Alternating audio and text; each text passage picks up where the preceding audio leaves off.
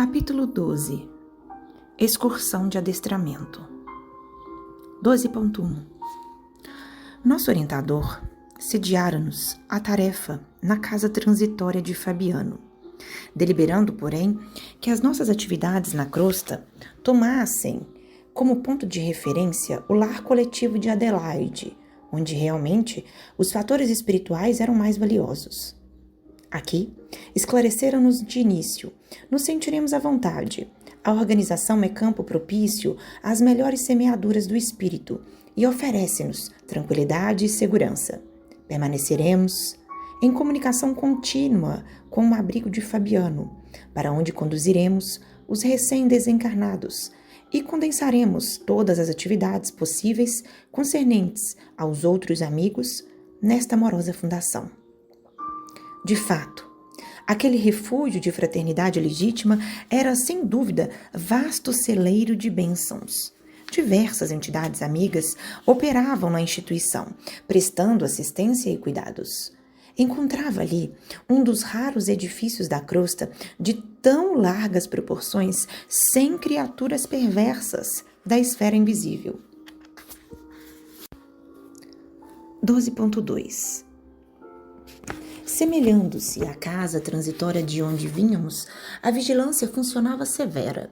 Fôramos defrontados por vários sofredores, criaturas de bons sentimentos, que penetravam o asilo com prévia autorização. Enquanto o assistente se demorava em palestra com o dedicado Bezerra, tínhamos permissão para visitar as dependências. O padre Hipólito, Luciana e eu, em companhia de Irene, jovem colaboradora espiritual da casa, pusemo-nos em ação. Em todos os compartimentos havia luz de nosso plano, indicando a abundância dos pensamentos salutares e construtivos de todas as mentes que ali se entrelaçavam na mesma comunhão de ideal. Chegados à sala das reuniões populares, nossa nova amiguinha explicou: esta é a região do abrigo que nos força a serviço mais árduo, receptáculo das emanações mentais e dos pedidos silenciosos de toda a gente que nos visita em assembleias públicas. Somos obrigados, depois de cada sessão, a minuciosas atividades de limpeza. Como sabem, os pensamentos exercem vigoroso contágio e faz-se imprescindível isolar os prestimosos colaboradores de nossa tarefa, livrando-os de certos princípios destruidores ou dissolventes. Tentando intensificar a conversação esclarecedora, aduzi: imagino a extensão dos afazeres. Há suficiente pessoal na cooperação? Sim, respondeu. A legião dos colaboradores não é pequena. Somos levados a servir dia e noite em turmas alternadas. Temos sessões de assistência aos adultos e às criancinhas. Vislumbrava ali, porém, tão grande número de trabalhadores de nosso plano que por momentos graves reflexões me afloraram ao cérebro. Tanta gente a contribuir apenas no sentido de amparar algumas dezenas de crianças desfavorecidas no campo material? Estabelecia paralelo entre a fundação de Adelaide e a casa transitória de Fabiano, notando singular diferença. Lá, os rigorosos serviços de sentinela, o gesto de energia, a atenção do pessoal verificavam-se em virtude das necessidades inadiáveis de certa quantidade de infelizes desencarnados, para os quais a caridade constituía lâmpada acesa, indispensável à transformação interior. Aqui, porém, via somente criaturinhas tenras que reclamavam de imediato, acima de qualquer outra medida, leite e pão, primeiras letras e bons conselhos. Valeria, assim, o dispêndio de tanta energia de nossa esfera? 2.3. Mesmo assim, a delicada colaboradora, aprendendo-me as indagações íntimas, ponderou: cumpre-nos reconhecer, todavia, que esta obra não se dedica exclusivamente às necessidades do estômago e do intelecto da infância desamparada. Os imperativos da evangelização preponderam aqui sobre os demais. Para infundir espiritualidade superior à mente humana, urge aproveitar realizações como esta, já que é muito difícil obter espontâneo arejamento da esfera sentimental. Valemo-nos da casa, venerável em seus fundamentos de solidariedade cristã, como núcleo difusor de ideias salutares. A fundação é muito mais de almas que de corpos, muito mais de pensamentos eternos que de coisas transitórias. O diretor, o cooperador e o abrigado, recebendo as responsabilidades inerentes ao programa de Jesus, instintivamente se convertem aos instrumentos vivos da luz de mais alto. Satisfazendo necessidades corporais, solucionamos problemas espirituais. Entrelaçando deveres e dividindo-os com os nossos irmãos encarnados no setor de assistência, conseguimos criar bases mais sólidas à semeadura das verdades imorredoras. Realmente, as outras escolas religiosas não se esqueceram de materializar a bondade em obras de alvenaria. A Igreja Católica Romana dispõe de institutos avançados sob o ponto de vista material, abrigando a infância desfavorecida. Entretanto, aí as concepções espirituais não se desenvolvem, acanhadas que ficam nos moldes tirânicos dos dogmas obsoletos. O trabalho, pois, na maioria dos casos, circunscreve-se ao simples armazenamento de pão efêmero. As igrejas protestantes possuem, por sua vez, grandes colégios e congregações, distribuindo valores educativos com a juventude. Todavia, suas organizações se baseiam quase sempre mais na letra dos conceitos evangélicos que nos conceitos evangélicos da letra. 2.4. Irene sorriu, fez ligeiro intervalo e continuou. Não desejamos menosprezar os serviços admiráveis dos aprendizes do Evangelho nos variados campos religiosos. Todos são respeitáveis, se levados a efeito pelo devotamento do coração. Desejamos, porém, destacar os valores iluminativos. Nos primórdios da obra cristã, não faltavam prestigiosas providências da política imperial de Roma, a fim de que os famintos e esfarrapados recebessem trigo e agasalho, e até mesmo preceptores seletos, filiados a famosos centros culturais de gregos e egípcios. Porém, no intuito de incentivar a obra de legítima iluminação do Espírito, Simão Pedro e os companheiros de apostolado obrigaram-se a longo programa de socorro aos infortunados de toda sorte. Nem todos os seguidores do Evangelho procediam das altas camadas sociais do judaísmo, como Gamaliel, o venerando rabino que encontrou o mestre pelo intelecto desenvolvido. A maioria dos necessitados entraria em contato com Jesus por meio da sopa humilde ou do teto acolhedor. Lavando leprosos, tratando loucos, assistindo órfãos e velhinhos desamparados, os continuadores do Cristo davam trabalho a si mesmos, a si próprios. Dedicavam-se aos infelizes, esclarecendo-lhes a mente e ofereciam lições de substancial interesse aos leigos da fé viva. Como não ignoram, estamos fazendo no espiritismo evangélico a recapitulação do cristianismo. O padre Hipólito aprovou o benévolo. 12.5. Sim, inegavelmente, precisamos estimular a formação de serviços que libertam o raciocínio para voos mais altos. Dentro de nosso esforço, prosseguiu Irene com lianeza, o imperativo primordial consiste na iluminação do espírito humano, com vistas à eternidade. Urge, no entanto, compreender que para a obtenção do desiderato é imprescindível fazer alguma coisa. Onde todos analisam, admiram ou discutem, não se levantam obras úteis para testar a superioridade das ideias. Por isso, nossos mentores da vida divina apreciam o serviço pela dedicação que manifeste a responsabilidade. O necessitado, o beneficiário, o crente e o investigador virão sempre aos nossos centros de organização da doutrina.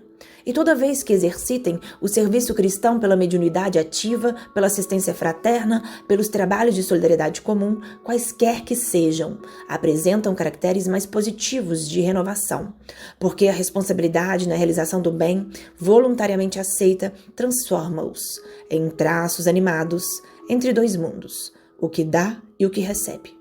Como veem, a luz divina prevalece sobre a benemerência humana, porque esta, sem aquela, pode muitas vezes degenerar em personalismo devastador, compreendendo-se, todavia, em qualquer tempo, que a fé sem obras é irmã das obras sem fé. Continuou Irene em sua brilhante argumentação, ensinando-nos vivaz a ciência da fraternidade e do entendimento construtivo. Ouvindo-a, percebi, acima de toda preocupação individualista, que a difusão da luz espiritual na crosta terrestre não é ação milagrosa, mas edificação paciente e progressiva. As casas de benemerência social, sobre as águas pesadas do pensamento humano, funcionam como grandes navios de abastecimento à coletividade faminta de luz e necessitada de princípios renovadores. Passei a ver o estômago dos pequeninos em plano secundário, porque era a claridade positiva do Evangelho que inundava agora minha alma, convidando-me à contemplação feliz do futuro maior. 12.6. Caíra a noite e continuávamos em companhia da estimada irmã que nos apresentava a instituição, comentando-lhe, com oportunidade e sabedoria, o salutar programa. Observamos os serviços espirituais que se preparavam ante a noite próxima. Aqui eram cuidadosas preceptoras desencarnadas que reuniriam as crianças nos momentos de sono físico em ensino benéfico. Acolá eram benfeitores diversos a buscarem irmãos para experiências e dádivas preciosas nos círculos de nossa movimentação. Refundi minha apreciação inicial enxergando mais uma vez naquele instituto a abençoada escola de espiritualidade superior, pelo ensejo de semeadura divina que proporcionava aos missionários da luz. Decorrido longo tempo, já à noite fechada, o assistente Jerônimo convocou-nos ao serviço. Irene acompanhou-nos à Câmara de Adelaide, onde o nosso dirigente se encontrava em conversação com outros amigos. Foi breve nas determinações. Após ouvir a nova amiguinha, que se colocava à nossa disposição para qualquer concurso fraterno, recomendou a Luciana e a Irene trouxessem a irmã Albina, ao passo que o padre Hipólito e eu deveríamos conduzir Dimas, Fábio e Cavalcante àquele compartimento, de onde seguiríamos para a casa transitória de Fabiano, em excursão de aprendizado e adestramento. Ambos os grupos partimos em direção diversa. Utilizando a volitação com maestria, Hipólito interrogou-me bem-humorado. Já participara você de serviço igual ao de hoje? Confessei que não, rogando-lhe esclarecimento. 12.7. É fácil, tornou. Os que se aproximam da desencarnação, nas moléstias prolongadas, comumente se ausentam do corpo em ação quase mecânica. Os familiares terrestres, por sua vez, cansados de vigílias, tudo fazem por rodear os enfermos de silêncio e cuidado. Desse modo, não é difícil afastá-los para a tarefa de preparação. Geralmente estão hesitantes, enfraquecidos, semi-inconscientes, mas nosso auxílio magnético resolverá o problema. Conservar-nos-emos nas extremidades, segurando-lhes as mãos, e impulsionados por nossa energia, volitarão conosco, sem maiores impedimentos. Recebi a explicação com interesse, e em breve penetrávamos a modesta residência de Dimas. Aliviado por injeção repousante, não encontramos dificuldades para subtraí-lo à atenção dos parentes. Notando-nos a nossa presença, sondou-nos a disposição fraterna e perguntou: "Oh, meus amigos, será hoje o fim? Como tenho suspirado pela libertação." "Não, meu caro," acentuou Hipólito sorrindo. "É preciso tolerar mais um pouco. O descanso, porém, não tardará muito. Venha conosco. Não temos tempo a perder." O ex-sacerdote recomendou-me tomar a dianteira e, de mãos dadas os três, rumamos para o rio, em busca da moradia de Fábio. Não se registraram obstáculos e, em reduzidos instantes, tornamo-lo à nossa conta. O companheiro ligou-se prazeroso à pequenina caravana. Ia tomar o caminho do hospital, de modo a procurar o terceiro, quando Hipólito ponderou: "Não convém conduzir todos de uma vez. Cavalcante permanece em grave desequilíbrio, exigindo cooperação mais substancial. Em vista disso, buscá-lo-emos em segunda viagem." Lembrando-lhe os desvarios, não tive recurso senão concordar. 12.8. De regresso à Câmara de Adelaide, encontramos os demais à nossa espera. Irene e Luciana haviam trazido Albina para os trabalhos preparatórios. Sem perda de tempo, demandamos a grande casa de saúde em busca de Cavalcante. Hipólito adivinhara. O doente mostrava-se muito aflito. Bonifácio, ao lado dele, cooperava devotadamente conosco para desprendê-lo temporariamente do corpo oprimido. O enfermo, no entanto, se deixara tomar por horríveis impressões de medo, dificultando os nossos melhores esforços. Após trabalho ingente de magnetização do vago e em seguida a administração de certos agentes anestesiantes destinados a propiciar-lhe brando sono, retiramo-lo do corpo, que permaneceu sob os cuidados de Bonifácio. Em minutos rápidos, punhamo-nos de regresso. Com a aquiescência de Jerônimo, alguns amigos dos enfermos acompanhar-nos-iam à casa transitória. Dos 5 doentes, Adelaide e Fábio eram os únicos que revelavam consciência mais nítida da situação. Os demais titubeavam enfraquecidos, baldos de noção clara do que ocorria.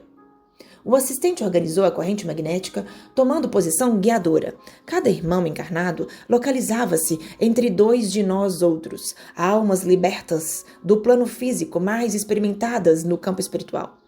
De mãos entrelaçadas para permutar energias em assistência mútua, utilizamos intensivamente a volitação, ganhando alturas.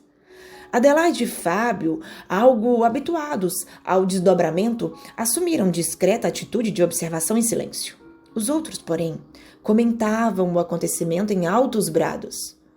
«Oh, grande Deus!» exclamava Albina, remunerando passagens bíblicas. «Estaremos nós no glorioso carro de Elias!» 12.9 «Dai-me forças, ó Pai de misericórdia!» expressava-se Cavalcante de alma opressa. «Falta-me a confissão geral, ainda não recebi o viático. Oh, não me deixes enfrentar os vossos juízos com a consciência mergulhada no mal.»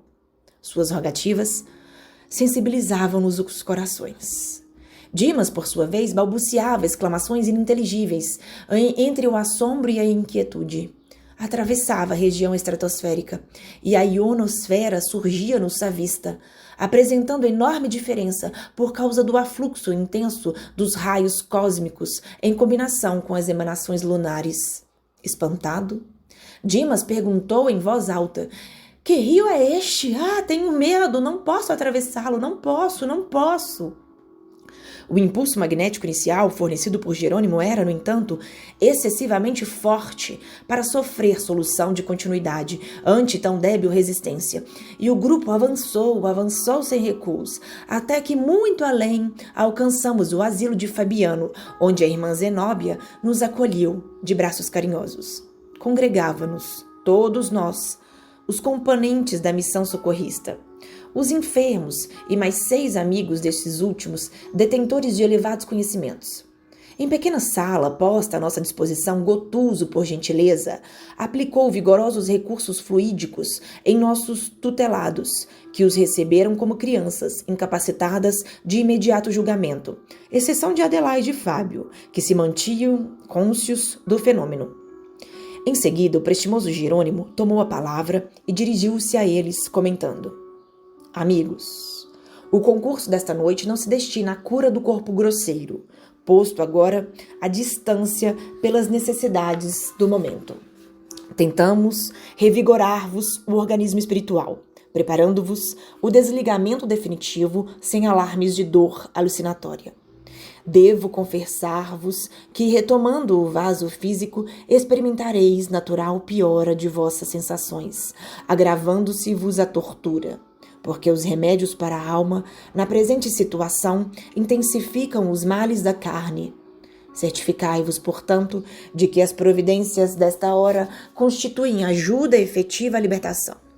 De retorno ao antigo ninho doméstico, encerrada essa primeira excursão de adestramento, encontrareis mais tristeza no terreno da crosta, mais angústias nas células físicas, mais inquietude no coração, porque a vossa mente, no processo das recordações instintivas, terá fixado, com maior ou menor intensidade, o contentamento sublime deste instante.